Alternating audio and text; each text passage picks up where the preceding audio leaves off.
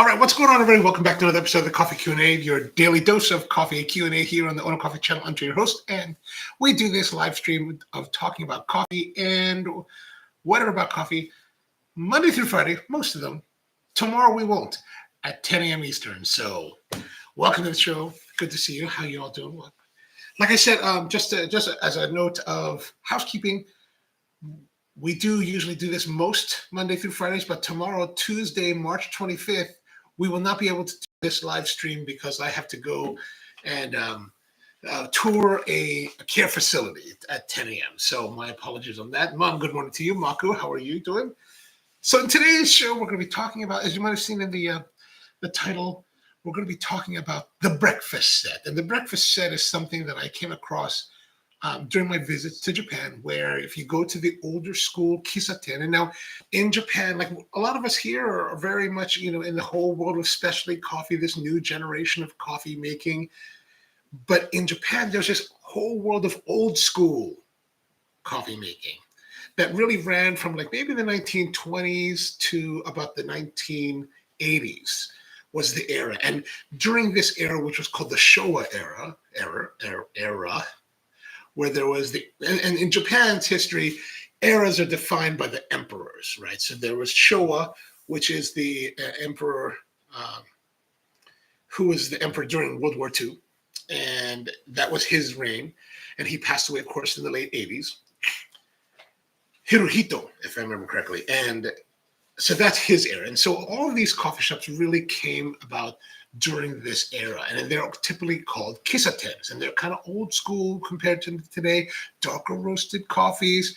A lot of it started out in the late 1940s because there was with a lot of like a little bit older coffees, darker roasted, because the Germans during World War II kept a lot of surplus coffees, especially from Brazil, in Japan, because they were transporting from Brazil to Japan. When the war ended and they lost, well, the coffee was just sitting there. So they ended up utilizing that, and that helped to fuel the rise of kissatens, especially post-World War II. Power Plant, how are you, man? Good to see you. It's a lot.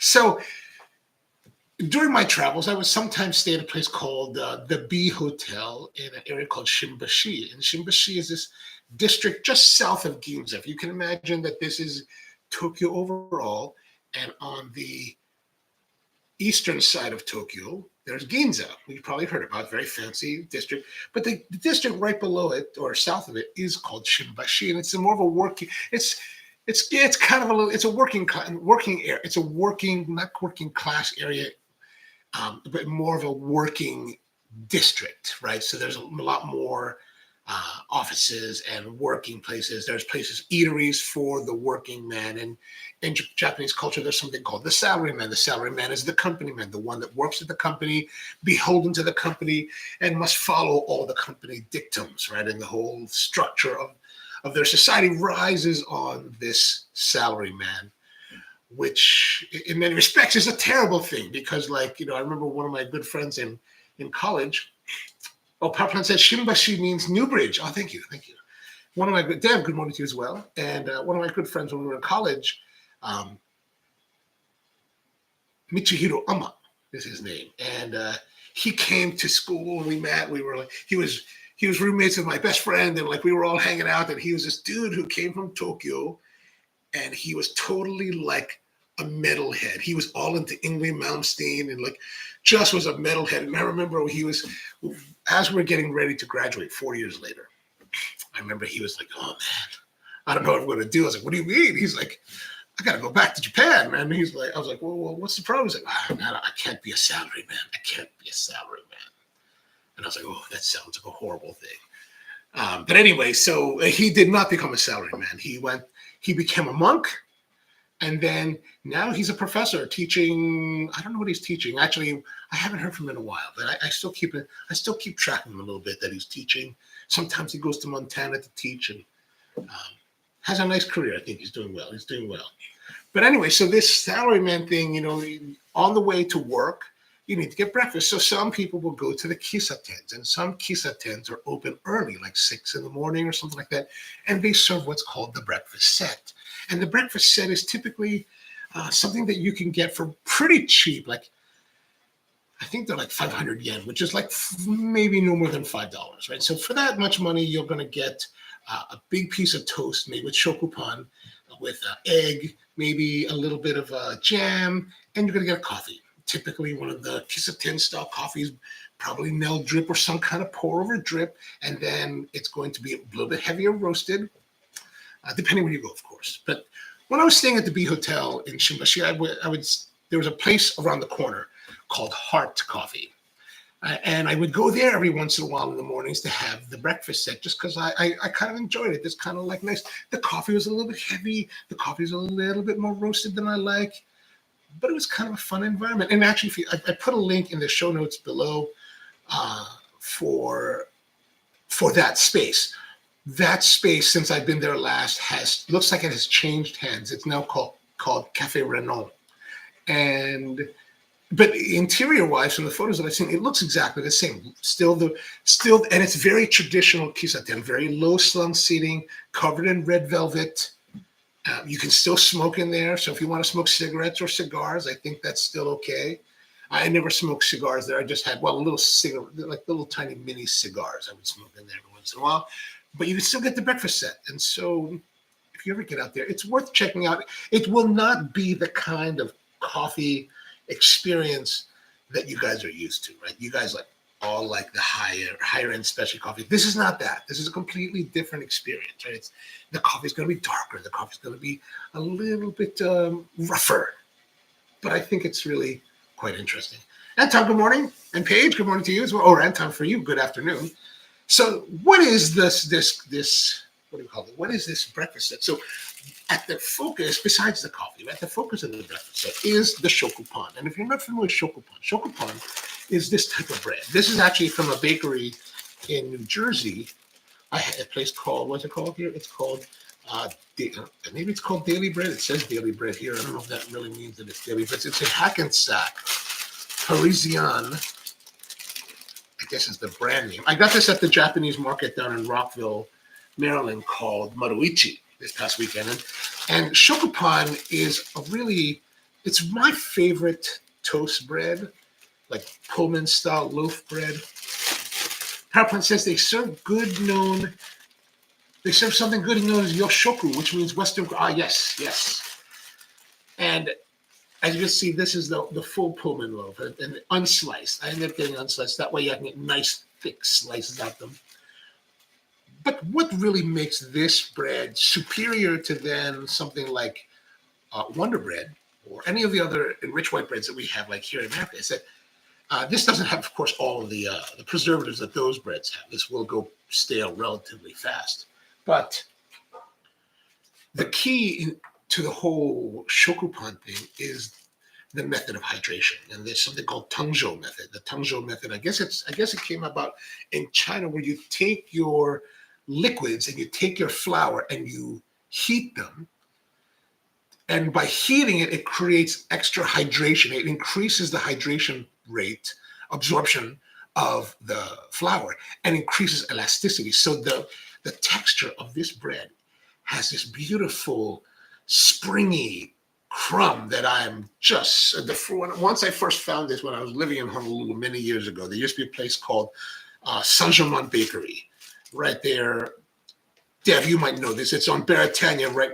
Or it used to be on Baratania next to the Times supermarket. Man, it was, once I had this bread, my bread eating life was revolutionized, right? And so here's the thing about this, right? Because it has this springy texture, when you toast it, and I like a pretty brown toast, when you toast it, it gives you this really beautiful, crisp surface.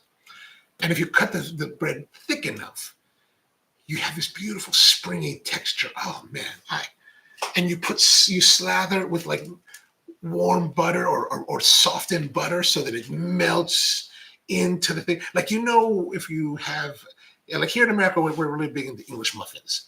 And if you get the English muffin, you like craggly and toasted. Or for those of you who are in Europe, they have the crumpets in the United Kingdom, right? And you let the butter melt, and it gets inside. It's all like pooling on the. Oh my gosh, these are my versions of heaven, right?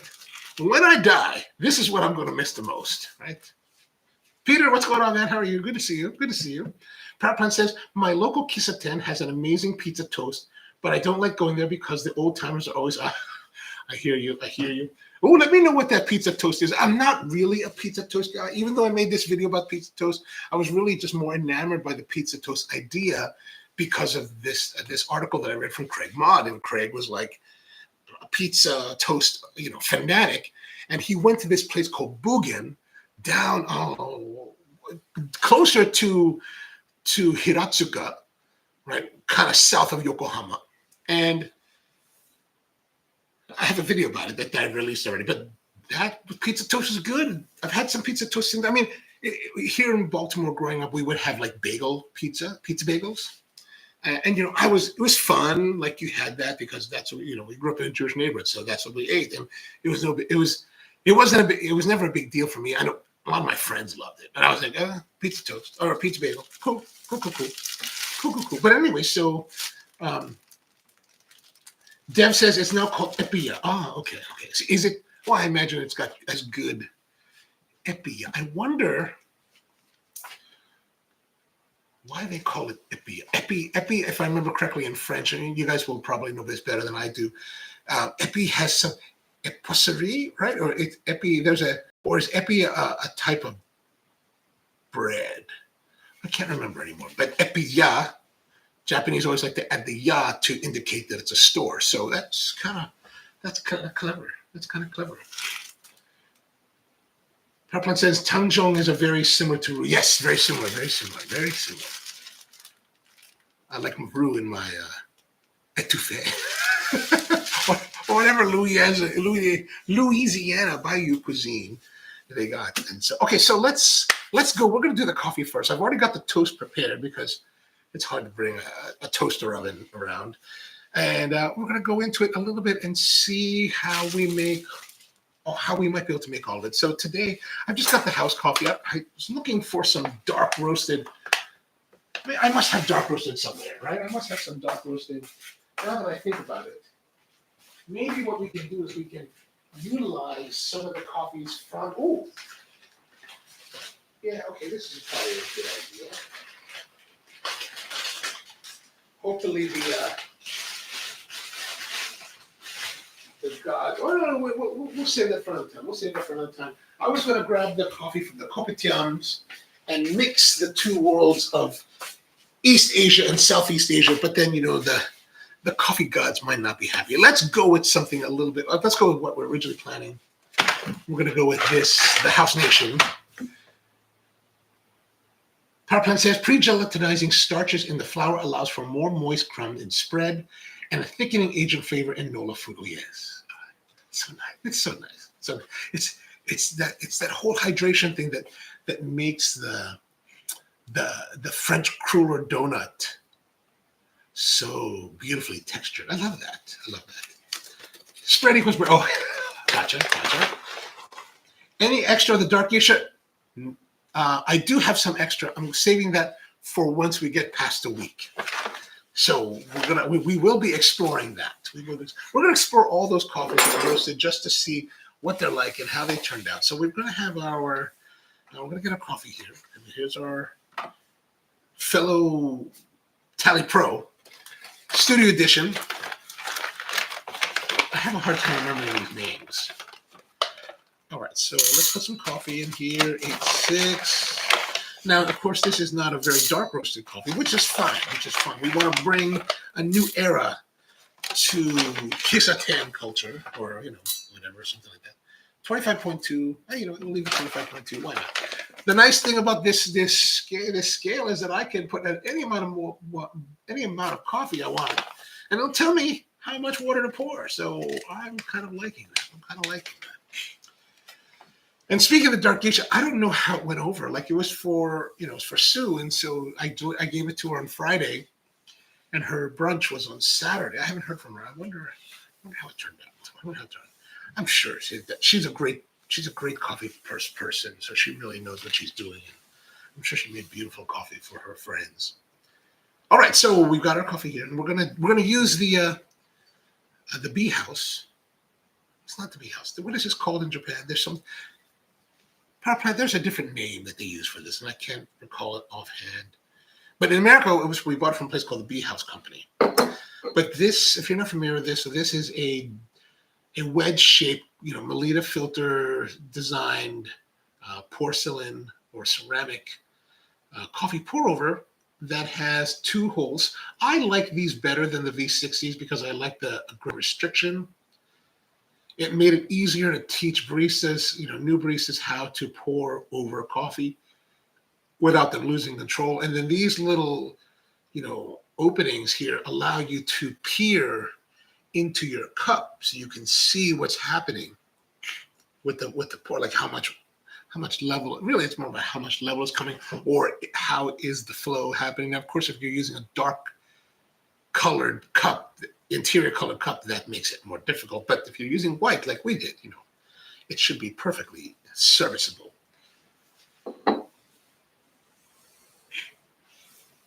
It's like Saturn or Jupiter or something. Okay. So now we're going to take our filter. This is just, of course, the generic Melita number 4. You can buy these in 400 packs at Costco, and they're perfectly fine. So I like to fold the seams over in opposing directions, just because I like the whole thing to sit a little bit flat. Right. Let me turn up the heat a little bit on the water, so it sits nice and flat like this. Okay, good. And then we have our coffee. Let's bring our grinder in here. Fellow O Gen 2. So far, has no failures, although it could happen now.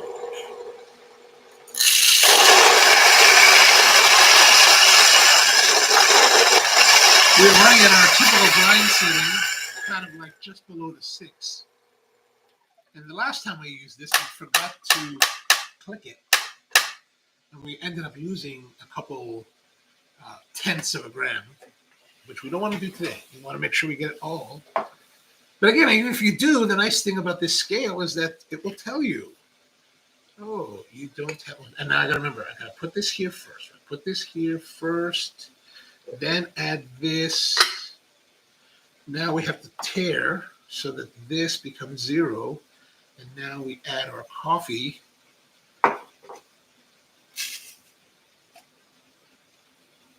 $25.3. Okay, that's pretty close to what I recall. Or was it 25.2? I don't know.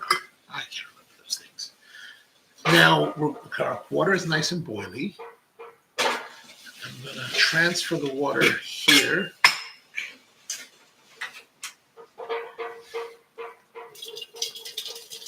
And now it's a rolling boil, so it's definitely 212. And now that it's pouring out, it probably dropped to 210, 209. Now it's dropping down probably to 204, 205. But I'm going to pour a lot of water into the kettle to stabilize it, hopefully right around that point. And by the time we're actually pouring, it's probably going to be about, the water temperature and the coffee mixed together will probably be about 185, 190 degrees. So let's press this button. Right? That button. Okay, good. Now we're ready to go. And here we go. Let's begin. Just get our saturation going. 69, that's okay. I don't mind. I'll go up to 85 typically to get this saturation happening.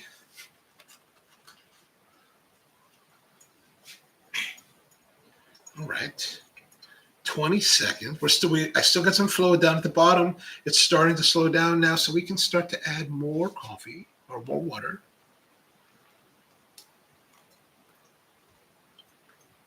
And again, we're going to try to follow this ideal of 100 grams per minute. So in the first minute, we're going to pour 100 grams. Second minute under the 100, third minute under the 100, and then finish out at 366 grams. I'm going to pour a little bit heavier just to keep pace with that. And also, it's okay to go a little bit faster, I think, at the beginning, because as the sediments as the minor particulates are that are suspended throughout the coffee bed, float down through brewing, it tends to slow the brew down as you progress.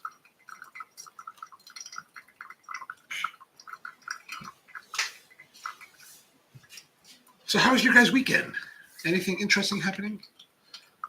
Mine was, it's one of those things where you had a whole weekend, and then when you think about it on Monday, you can't really remember what happened or what you did. And I did something. I've been culling my books. I have a lot of books here. I've been culling them, trying to figure out which books am I going to donate. I typically donate them to Habitat for Humanity. They accept books. So I'm trying to get the book collection down to a reasonable level. Well, to books that I would consider important for longevity. Right, 234, 207. So we're going pretty well.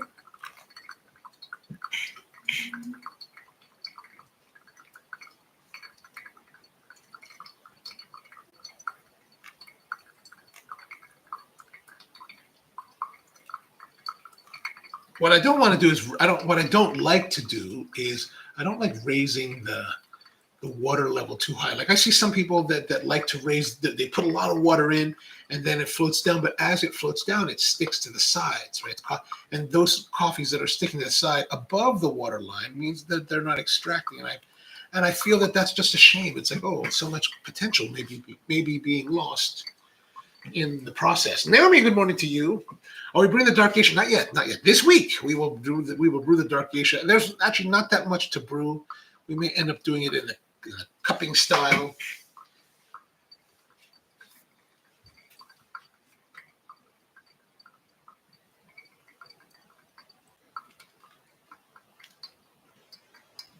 $313. Oh, we're going up to 366, right? 366.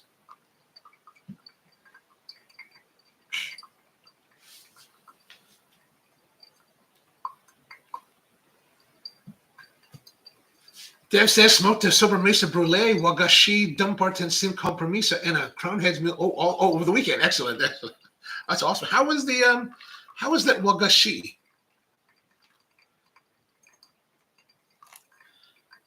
And if you guys are maybe not familiar with the cigar jargon, these are 3 different cigars, but made by 2 different manufacturers. Well, the first 2 that he mentioned, the sobremesa brulee, wagashi, and the Dumbarton Sin Compromisa, are made by the same person, Steve Saka of Dunbarton Cigars, or Dunbarton Tobacco and Trusts.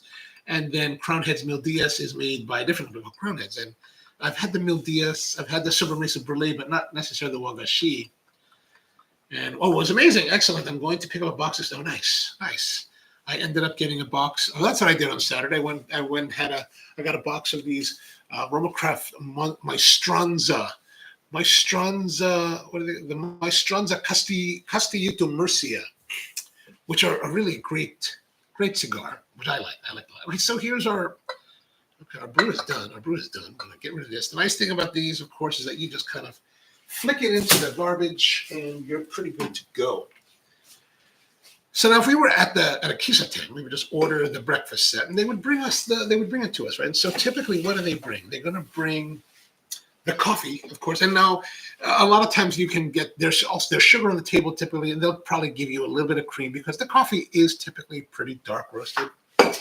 And they'll give you your toast, which I prepared a little bit earlier. So I took the bread that we have here, this bread, sliced it nice and thick because I like, the way you get it in Japan is it's thick. So I wanted to kind of simulate that. And even though you can buy this particular bread, they'll sell whole like this. They'll sell in thin slices as well as thick slices. They don't make them this thick. So I was like, let's make it nice and thick the way that I like. I mean, you can see here the toast is pretty solid. Actually, it looks less solid in the video image than I can see. There. Then also, one of the key ingredients is the hard-boiled egg. So we got to have the hard-boiled egg. So there's the hard-boiled egg. Actually, we should probably make this look a little bit nicer. Right, so there. And then typically you'll get some jam. So we got some jam. I got some of this homemade strawberry jam that I made back in 2002. I made a new batch last summer, and I still have a lot of it. So I probably don't have to do it again. Let's see here. I should get a new photo for this. the breakfast set. Okay, good. Peter says, I'm very consistent with my pour over, consistently. Oh, yeah, good morning to you, man. How are you doing? Good to see you. Good to see you.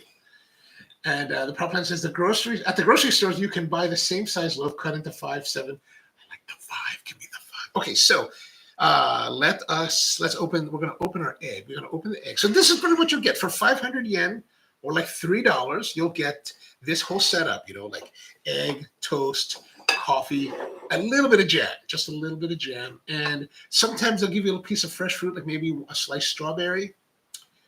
And it's a nice way to start your day. Like I think it's a great way to begin the day. So let's get the egg ready. Here's this egg. This egg, was almost put the show out of business because this egg costs $16.75 here in America. As you know, freedom isn't free, so we have to pay for our eggs. So let's get this open. What I should have done, I forgot to do, is I should have pierced it, which, as you can see here, right, like I am peeling this egg and I'm having a horrible time at it.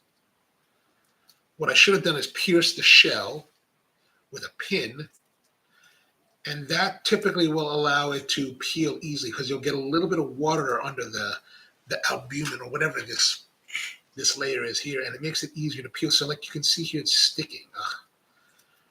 It's the bane of my existence when it comes to boiled eggs. Here it is. We are live streaming on YouTube, peeling an egg. This is really scintillating live streaming right here.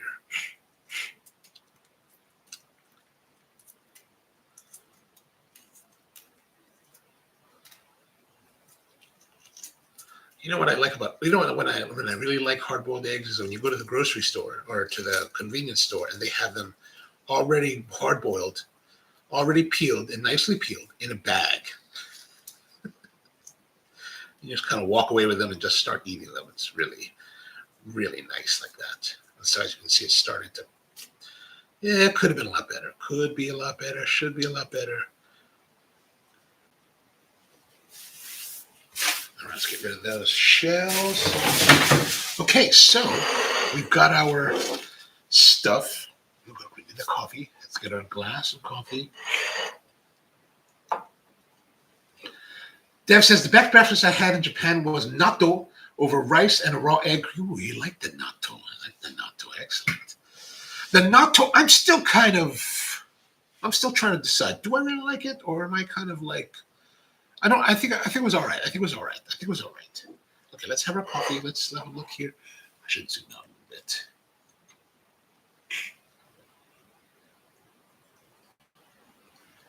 Powerplant says, at Komeda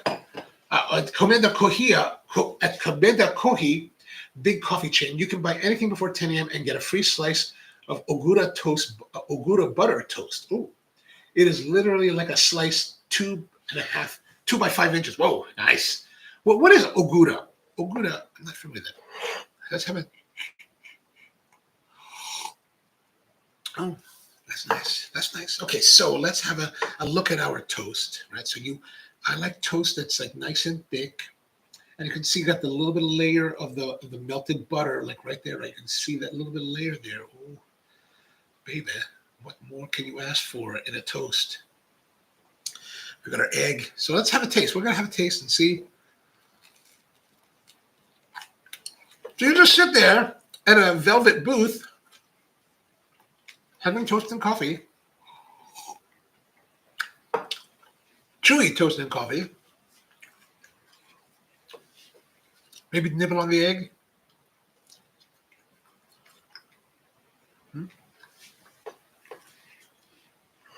Read a paper or look at your Instagram or watch YouTube. Right, watch YouTube. Powerplant says Ogura is mashed red bean adzuki with sugar. Oh, I've not had that. I've had adzuki because, in Hawaii, they put that on the shaved ice, but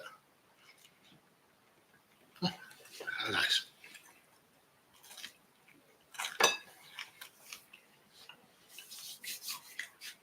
Anton says you got to get them egg peels. I know.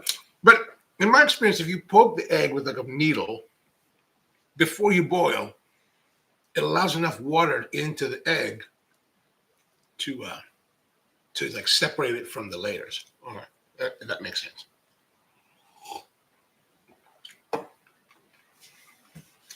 Peter asked, "Have you ever had Southeast Asian kaya?" I have. My only trip to Malaysia, which was almost 2 years ago now. I had it there. It was great. I really liked it. The kaya, a little bit of pandan. We actually had it on the show once or twice. It's been a while though. It has been a while. Anton says in Germany we have the Eischerland Sol Brucksteller Verussacher. Sacher. I Sacher. That's what I'm saying. Sacher. That's what I'm saying.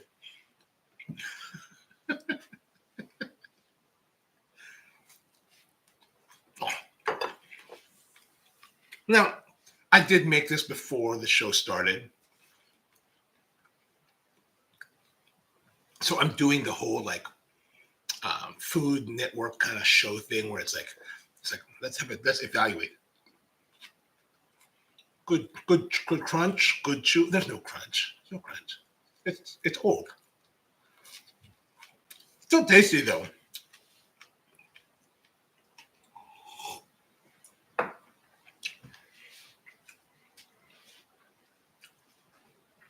Parkland says, Kopitiam is my personal jam. Nice. Love those uncles.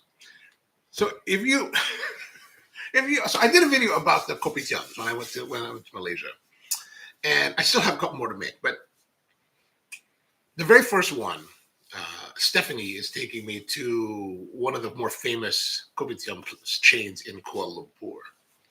And if you fast forward to the very end, I thought it was kind of funny because, she's talking about like, because she says basically what you're saying, right? And she's like, what makes the Kopitiams really nice is because of the uncles. The uncle, like, and you understand, the uncles have stories, the uncles are fun, and if there's a lot of uncles and aunties, then you know it's a good Kopitiam. And I was like, so what makes an uncle? And she was like, anyone over 50. And I was like, holy crap, I'm an uncle now. Terrible.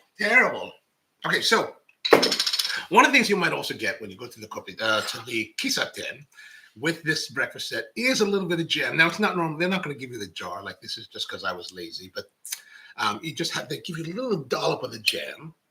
And you could take some of that jam. This is a strawberry jam that I made, right? So here's strawberry jam. 2002.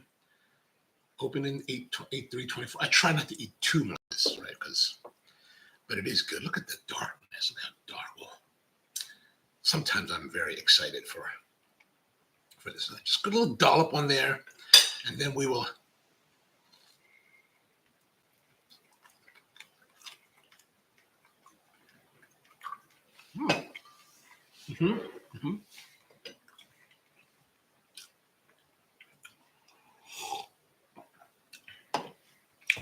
Well, speaking of which, with this pairing thing, I was just thinking in my mind, like, I wonder if you actually actively had jam on your toast, would it be better to have natural processed coffee? Which led me to another thought, was like, I had a cigar over the weekend that was called the Ernesto Perez Carrillo Honduran cigar. And he's really focusing on getting flavors of Honduran tobacco in each of these country types of cigars. And for the Honduran version, flavors of Honduran tobacco, the Mexican version, flavors of Mexican, etc. But I'm smoking this Honduran version of it. Very different from what I normally like, but it's still a very great cigar. Brighter notes, mineral notes, and things like that. And I was thinking, I wonder if we were to create a coffee, source it from Honduras, that would pair with it. I wonder. But I'm wondering, like, what would you guys think if you were pairing something that had high bright notes? Would you want to pair it with a high bright note coffee, or would you want to go in a different direction to contrast with it, or do you want more complementary notes to expand on that? What are your thoughts? If you have any thoughts, I would be interested to know.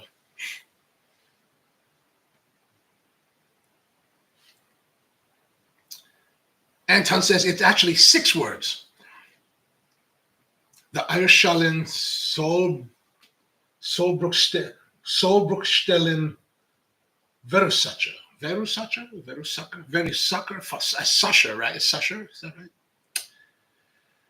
right? Kent, how are you? Good to see you.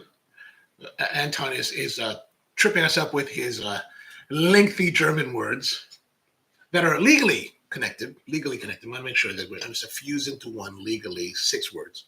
Fuse into one. Like in contraction in English, expression can't. Yes, but he didn't contract it. He just kind of, it's like supercalifragilisticexpialidocious. I'm going to practice that. I'm Sacher. I'm going to practice that, see if I can get it right. Anton says it's like eggshell intended breakpoint causer. Oh, really? Let me see that again. Eggshell intended breakpoint causer. Okay.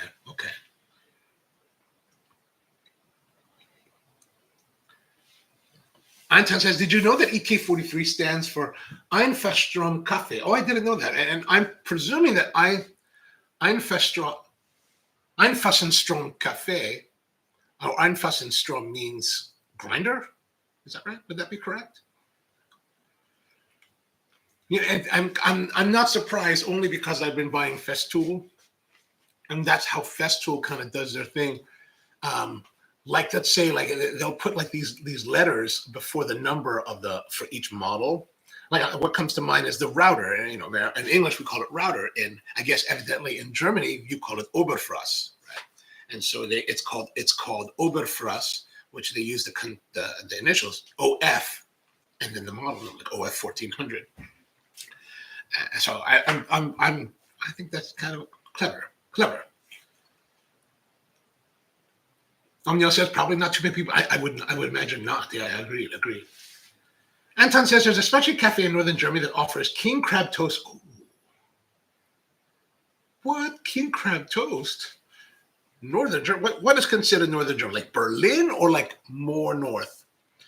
Because that sounds like something. King crab toast sounds like something very, very worth trekking for. Renting a car in Frankfurt and then making the drive. Marcus says, I can't speak on cigars, but with food, I normally prefer a contrasting coffee. Okay, perfect. Kind of my thought as well.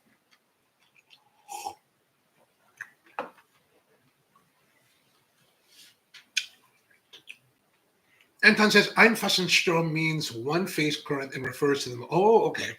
Oh, one phase, yeah. I one, right, gotcha.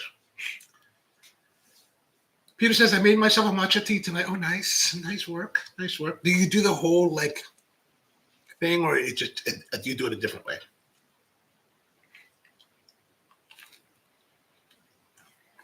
Huh. So this is the breakfast set, which is in turn my own breakfast.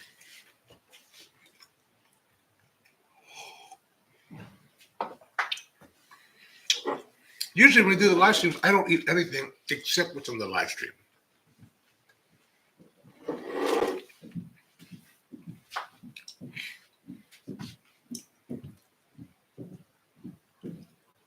Yeah, I was thinking that my contrasting would be good, and so I'm wondering, like, what do you think if you like contrasting flavors, Malcolm? What do you like to contrast with bright notes?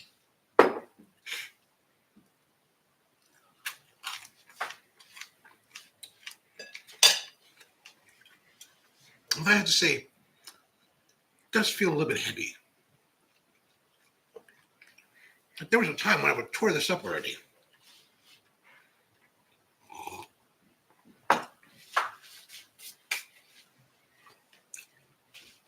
That was also a time when I wouldn't have fit it into this shirt. This is what I got over the weekend. New shirt. Anton, you'd like this because this is German made and German sized. So this is a double X in German sizing, European sizing, which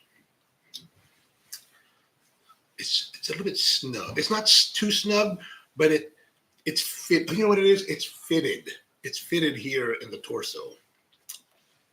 And it's fitted, really fitted in the arms. Like, look at this. Like I got guns, man. It's like I've got guns. Like I'm like stretching the material. So like, just like, baby. And I was like, baby, look at that.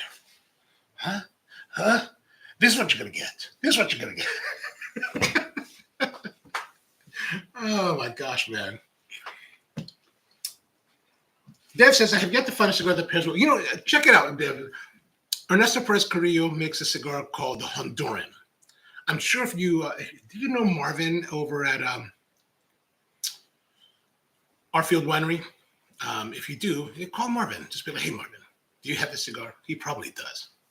But that's the cigar I had over the weekend, and really, I think you might find that quite interesting. Quite interesting.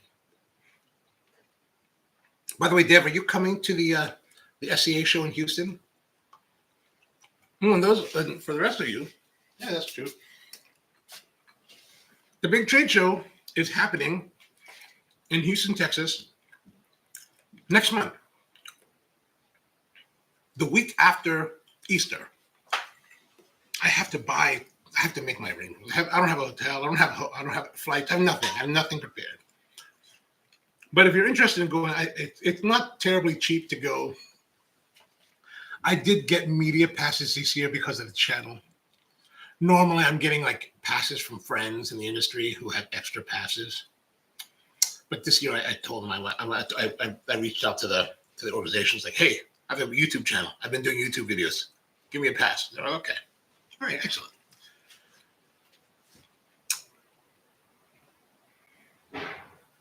Amya's asking, Peter, in what country are you at? If you don't mind me asking. Yeah, Peter's in Australia. The matcha latte is good. I think, Peter, you're in Melbourne, right? I always think Melbourne for some reason. Paige says that I had a raspberry matcha latte last weekend. That was the only matcha I've ever enjoyed. Oh, nice. Matcha is very bitter. Like, there's a place, if you ever come to Tokyo, there's a place, well, I guess I should start. If you ever go to Kyoto, there's a place, I've never been to this place, but in Kyoto, there's a place called Ippudo. Ippudo is supposed to be this, like, really, and I don't know much about the matcha teas, but evidently it's very well regarded tea place that has beautiful matcha teas. And quite a few years ago, they opened an outpost in Ginza in Tokyo. And I went there, and they had this really thick matcha where it's done in the thing, but it's super thick. Like, it's like gloopy, not gloopy, but coating. It's super it was a completely different way of having the matcha. And, you know, I got to be honest, I'm not really a bitter person. Like, I'm not a big bitter melon person. So the bitterness always kind of like, I'm always off put by bitterness in things. So like, I've never been a big matcha fan because of the bitterness, but you know, it's interesting to try. I think it's important to try. Well, at least in my world, it's important for me to try so that I understand what we're doing. But if you get a chance, if you're in Ginza, or in Kyoto, go to this place, Ippudo, and they've got really a way to taste all kinds of teas, but especially the matcha. It's really interesting.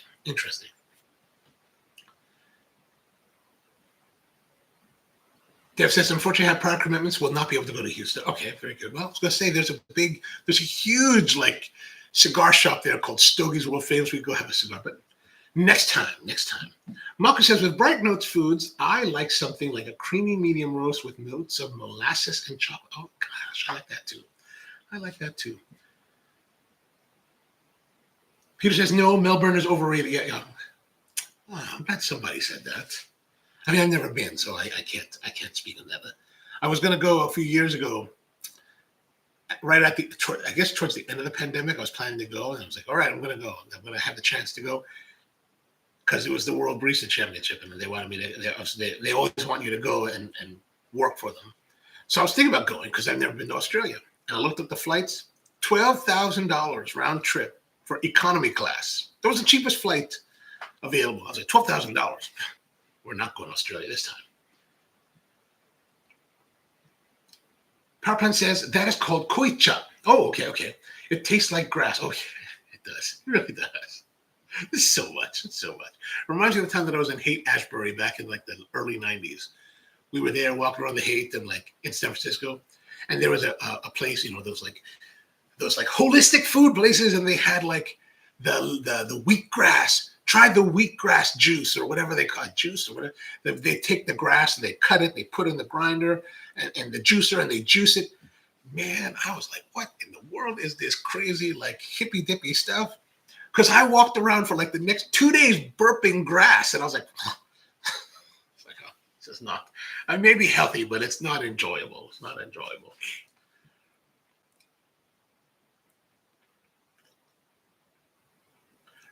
Power Plant says that some people need to realize that matcha is literally ground up tea leaves so that, oh, yes. And I'm interested to learn more about it. Like, I'm open to it. Like, there's a place also in Japan, in Tokyo, called the Sakurai Tea Experience. It's in Aoyama. And I went there, and I was like, and it's all green teas, not too much matcha, maybe a little bit of matcha, but a lot of senchas and hochichas and all these other chas. And man, it was an awesome experience. If you want to experience tea, like, I think that's a worthwhile visit. Peter says, put a little cold water into your matcha powder first, and then hot water so it tastes less bitter. Oh, I will try that. One of my good friends, she's super into matcha for some reason nowadays. I'm like, I didn't know you're into matcha. She's like, I totally love it now. She makes it every day. I said, oh, that's awesome. Naomi says, I love matcha lattes and I don't mind bitter notes, but I don't enjoy tart notes at all. Oh, so you don't really, does that mean you don't like the bright and light roasted coffees? Paige says, to the Power Plant, I realize it, and that's why I don't usually enjoy. Okay, yeah. Anton says, I saw the post with the Crab Toast Cafe on Insta, but I canned it for the life of me. Oh, well, whenever you find it, let me know. I would be very interested to put that in my pins for the next visit. Peter says, cold brew tea is my favorite. Agreed. Well, I mean, then again, I wonder, when you say cold brew tea, what does that mean in your world? And I only ask that because here in America, growing up in a very working class part of Baltimore, they would make sun tea, which I guess is kind of like a cold brew, but they would take like the Lipton tea bags, put them in a bucket of water or container of water, and stick it on the windowsill or stick it outside in the summertime, and it would just steep there all day long. They had a little bit of sugar, a little bit of milk, mostly sugar, not usually milk. Milk was for the hot teas. Usually when we did hot Lipton, it would be like tea with a little bit of honey and a little bit of milk. My foster grandmother made it that way, and so it was always, those are like my childhood memories, right? Never says, yes, light roasted is difficult for me to enjoy, but I still, okay. Oh yeah, you do, I remember you do say you like a lot of darker roasted coffee. Okay, gotcha. All right, so the toast, my favorite toast still my favorite. But it is cold.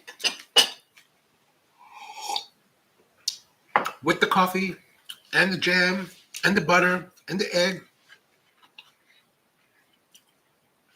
This is I think it's a nice way to start the day. Like, it's not too heavy, relatively light kind of meal, and there's no meat, which is probably, I don't know if that's a good thing or not, actually. My doctor, my PCP the other day, she was asking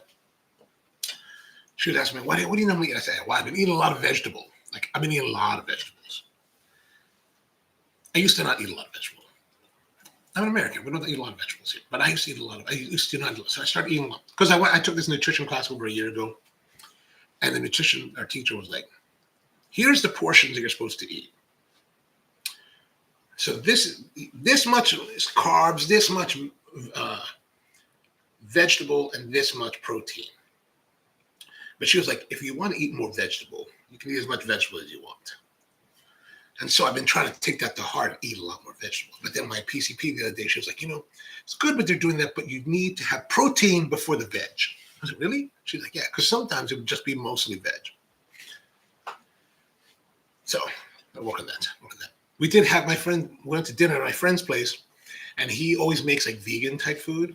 And so, because his son is vegan, so he's, accommodating his son. And so, even though he's a meat eater, so we had vegan chili that I promptly added shredded cheddar, and sour cream too, of course, because I'm not beholden to those kind of restrictions.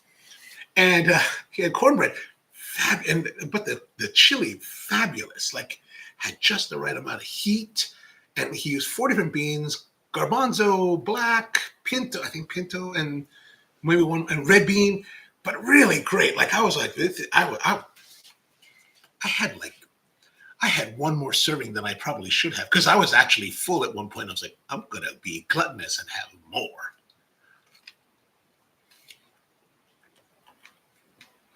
And it's gonna be okay because it's vegan. And the interesting thing, I had that extra bowl after I knew that I should have stopped. I did not feel bloated. I did not feel like, sometimes you eat too much, you're like, oh. I didn't feel like that. I was actually pretty good. Might have had a little bit too much to drink, but not bad. Hotman says that jasmine tea is my favorite tea. It is actually refreshing on a hot day. Oh, yeah. Jasmine is nice. Jasmine is nice. Agreed. Peter says, like cold brew coffee or cold drip coffee, but cold brew is easier. Oh, okay. Understood. I had forgotten my question for a moment. I was like, PowerPlan says, love Dave's killer bread in the States. That stuff is so good. Oh, I haven't had Dave's. I know you're talking about Dave. He's got the guitar on the label. Yeah. I'm going to have to give that a try. I'll give that a try. Sometime. I try to eat too much bread nowadays. I'm trying to cut down the carbs. Even rice. I have cut down on rice. Like tremendously. Like last night, I was having chicken katsu. And I was like, chicken katsu with asparagus and rice. I was like, okay, a lot of asparagus. Good amount of chicken katsu. Nowhere near the amount of rice that I would used to have. Like I would tear up with the rice like before. So Never says, I like medium roast up to non-oily dark roast. Okay, good. Gotcha. Power Plant says nutritional science is upsetting because it changes so often. Yeah. But I wonder, like, how much does nutritional science actually change versus how much of nutritional science that's reported is manipulated by corporations who want to sell more product? Like, if we think about like obesity in the United States, and there's definitely an obesity problem here in the United States. Companies need, if we think about, right, let's say if you had people that are eating a small quantity of food, and they're eating it maybe like every 4 hours. So maybe you'd have up to 4 meals a day. If we can get them to eat bigger amounts of food, more food, and consistently throughout the day, then we can sell more product. So I wonder how much of the science is influenced, because companies will, of course, fund studies for a variety of purposes, and how much of that is manipulated to work an agenda. I wonder. I don't have an answer, but I think there has to be some, like, because we always hear like, cholesterol is bad. Whatever, how many years ago, cholesterol is bad. Trans fats are bad. This is bad. That is bad. Meanwhile, the French are sitting there slathering butter on their croissants and drinking coffee and smoking cigarettes, and they're perfectly fine. Like, you see them. Like, you go to Paris, there's no fat people in Paris, right? I remember walking around Paris. I was like, there's no fat people here. I'm the only fat person. Bonjour. It's like, oh gosh. Actually, I wonder, like, if I lived in a city like Paris, Tokyo, places where I would have to walk, I wonder how it might have changed the way that I live. Like, I couldn't live in a place like Manila. Manila's like here because you don't want to walk in Manila. It's a horrible place to walk. It's super hot. It's sweaty, and you're like, you look disheveled by the time you walk someplace. And I have done it because my friend Z, she likes to walk, and every time she wants to walk someplace, I'm like, why don't we just get the Uber and go somewhere? Like, why must you walk? Anyway, but it's a temperate zone nation is nice for walking. Power Plant says, I just try to keep low glycemic index stuff mostly. To be honest with you, ever since I've been on the drugs, I really haven't paid that. I mean, I've just been eating whenever I feel like it. Like if I feel like, if one day I'm out somewhere and I'm like, I want an ice cream, I'll go get the ice cream. I just don't care. I just don't care. I'm like, I don't care. It may kill me, but I'm going to go for it. Strangely enough, I had my A1C tested, and like my PCP, she's like, we need to get your A1C down below 7. And I was like, if you can get that, that's better. I was like, you set such like difficult goals, woman, like you're killing me. 6.2. I was like, oh, 6.2. Not bad. Not bad. Let's go get ice cream. Anton says, I found it with the help of ChatGPT. It's a black hat. It's black. Oh, black hat coffee in Hamburg. Okay, let me. Oh, in Hamburg. Oh, they have a great. And if you go to Hamburg, they have a place called the Miniature Wonderland. And I don't know if you may not even be into this, but I don't know how much I'm into it. My friend Di told me about this. Di Spengler, Hess Spengler, or Dyson, right? So he's like, his family is like Japanese, German. It's like the true Axis powers, like power family. And he was like, hey, there's a place called Miniature Wonderland. You need to go check it out. And I was like, oh, all right, I'm going to check it out. So it's you can look it up. It's really it's awesome when you go there, and it's this huge building right on the waterfront, or it's this huge museum that's in these waterfront warehouses, and you go in there, and it's like everything is like model. It's like a model train, but you probably see model trains like on Christmas time at these different displays. It's like whatever you've seen, like on steroids. It's just like multiple floors. They've even got like a working airport with planes flying in and out and taxiing. You're like, what in the world? It's amazing. It's amazing. You should definitely go check it out. Okay, let's see. Black hat coffee, black.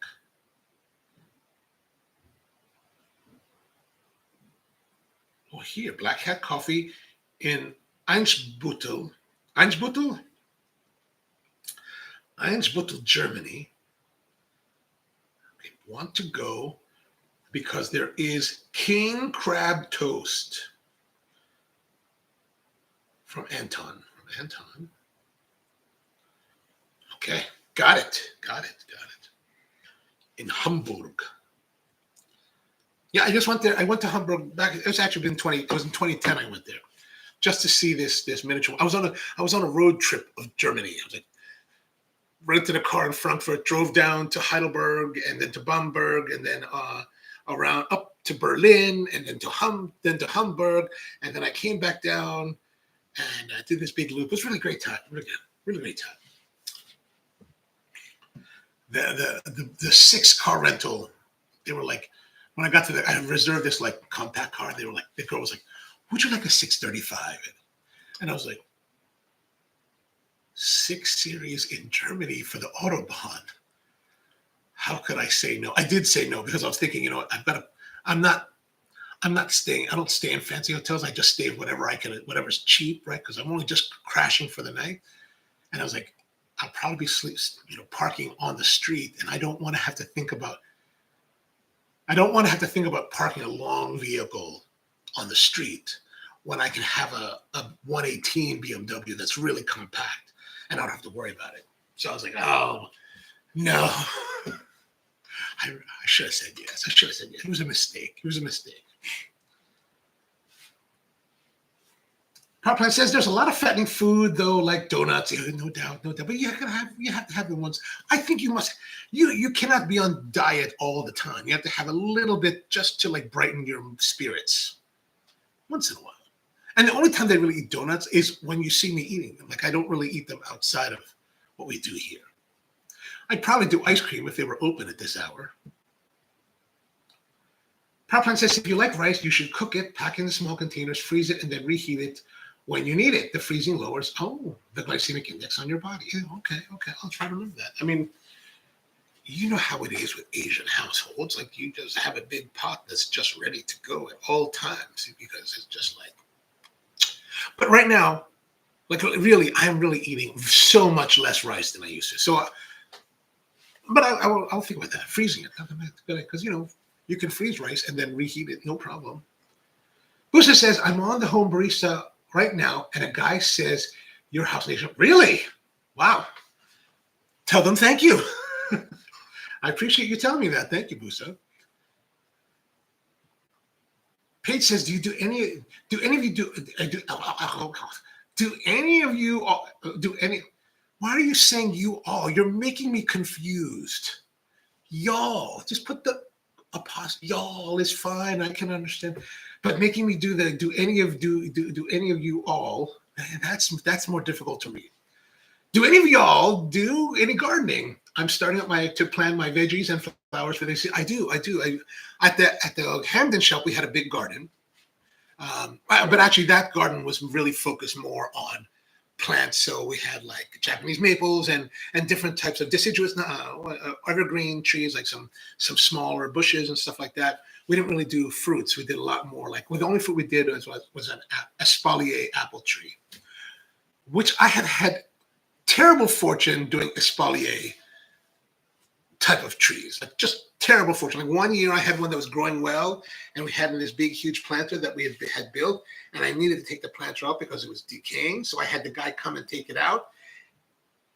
And for whatever reason, he pulled the whole thing out of he pulled the tree, and it killed the tree. I was like, man, I was so livid. By that point, the tree had been like 4 or 5 years, and I was like, I was just so mad. I was so upset.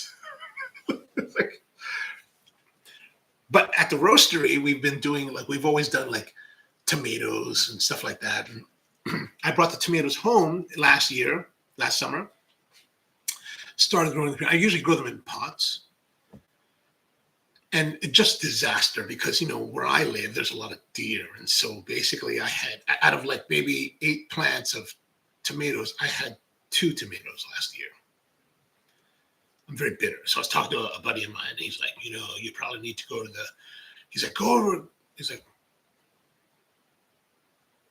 go over to Bub's place and get some hair clippings. Bub is a friend of ours that owns a barbershop. He's like, go get some hair clippings and then sprinkle it around the area that you don't want the deer to come to, and the deer will think that you're there. And I was like, all right, I'm going to try that because it's very, very, very, very disappointing to like have no. And I had selected some really great, what I thought was going to be great tomatoes. And I was like, but yeah, you need to get that. I guess we need to get things rolling soon. Luckily, I have a neighbor here that actually grows seedlings of tomatoes. So normally by May, she's got them this high, and I just buy them like $5, just like saves me the work. But doing it that way, I still have to wait till September until we really get production. So I think, what can you do? What can you do? Peter says, my car moved 1 kilometer in 2 hours in Manila. It's easy. Yeah, sometimes it's really bad in Manila, I tell you. That's why when I go to Manila now, it's most of the time I stay in Makati, and I typically stay in an area called Salcedo Village, which is kind of it's very walkable. A lot of shops, a lot of coffee's like right there, right by the hotel. And I'm a cheap guy, right? Like I don't like to send my laundry to the hotel because the hotel puts such a premium on it, right? You're like, why are you charging me $15 US? I can get it done for $3 downstairs. So that's what I do. There's a laundromat across the street. I walk over there, dropped up my laundry, get them. He can even pay for rush service, so it's done the same day, and it's nowhere near the cost it would cost me at the hotel. So I'm like, okay, this is perfect. And then my cigar bar is just down the street, so it's like, it's perfect. You can do everything all day. Then 10 p.m. at night, go to the cigar bar, hang out with the boys till 2 in the morning, start again the next day at 7 a.m. It's really, really fabulous. Anton says, and don't forget, they only offer the toast on Wednesday. Oh, you didn't read my comments again. You're right, I didn't. I'm sorry. Let me put that into my notes here.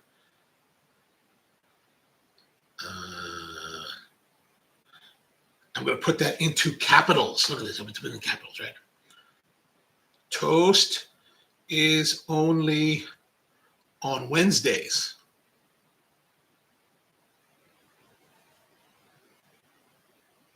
Will that save it? Okay, there it is. All right.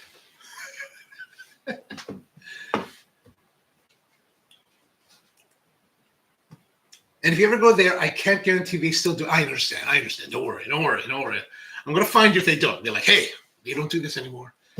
Ken says, I was late to the stream today because I was out buying seeds. Oh, nice.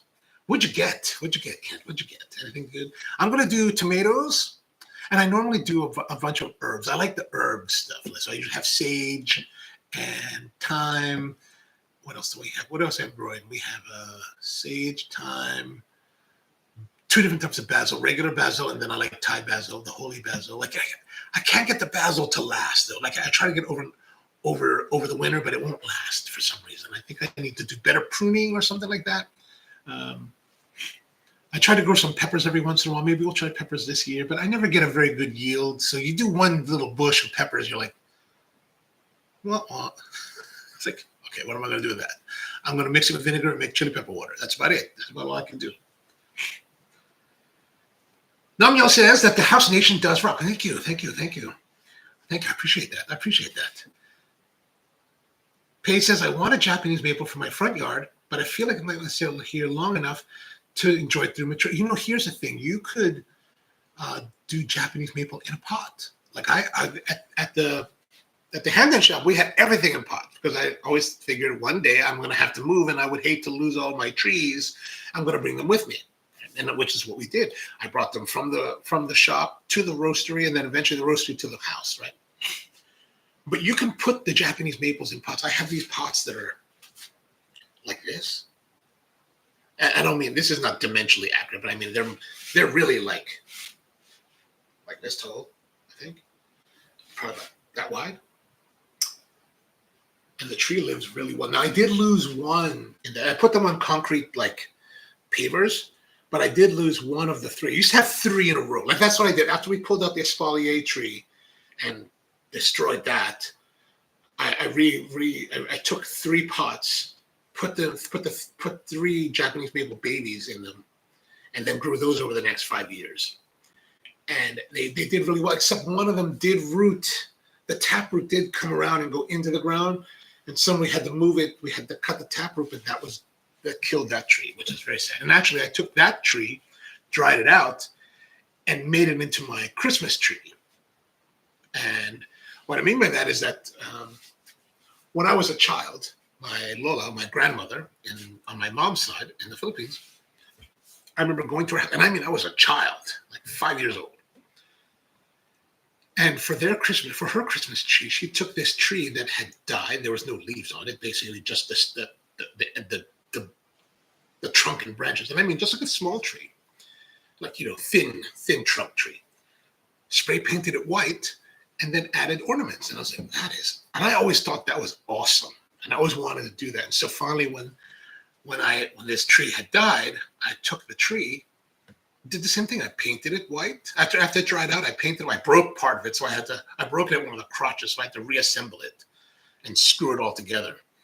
And so if you look at it, you can see the error, but painted it white, this Japanese maple. And then I took some of those really fine, like LED lights, right? The really small ones that are on the copper wire. And I just took the time and wrapped basically like you're training bonsai. You wrap it around in all these different directions. And every Christmas we use this tree. It just sits there most of the year. I don't know what.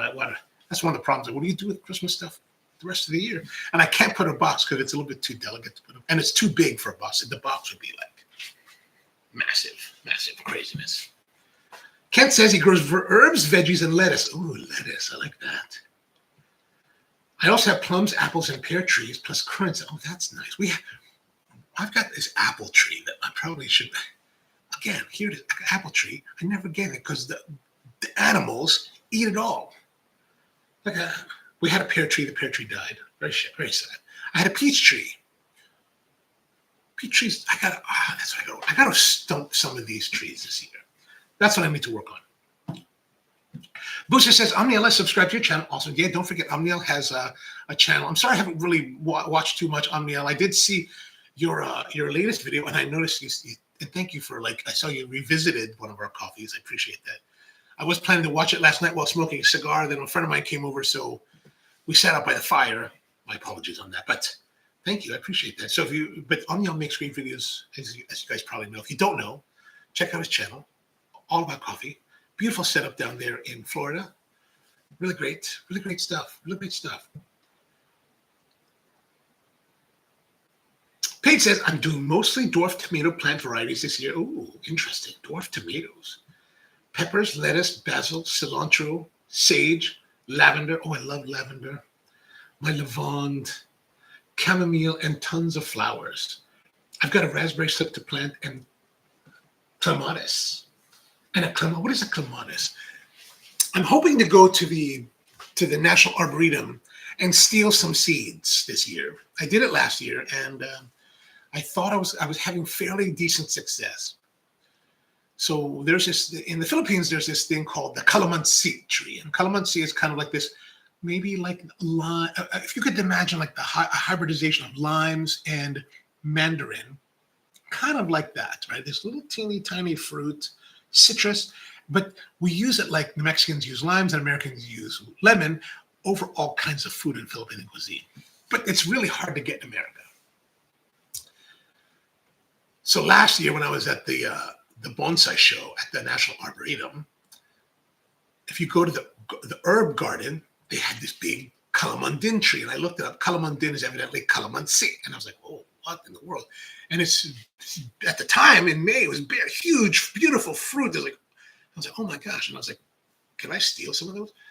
But I think it'd be egregious to pull it off the tree. Like, okay, that's a bit too much, right? But of course, since it's ripe and it's like the fruit is falling off onto the ground, so there's a bunch of fruit on the ground. So I picked up like 4. Took them with me, and brought them home, cleaned them up, and then what I did is I juiced it, right, to get juice. And there's something called what do we call it? We call it calamansi drink, right? So you basically make a lemonade from this calamansi. You take the fruit, you squeeze it, you take the juice, and you mix it with sugar and water and ice, and you make this. It's so good, so good. And then I kind of tried to get the seeds to grow. I did get one of them to sprout pretty well. Sadly, it did not survive the winter. So I might try growing again. Peter says, I tried growing watermelons, but the caterpillars, can't we just do away with like insects? Like, yeah, I know they help everything, but they're also killing everything. It's terrible. It's terrible. Paige says dwarf versus indeterminate because I'm tired of trying to keep up with tended. Understood. Like I've had times when it just, like by September, it's like, holy moly, what is going on here? Like I'm digging because I have them on those like hoop things. I really need to do better, but you got to dig through them and try to find the fruit in there.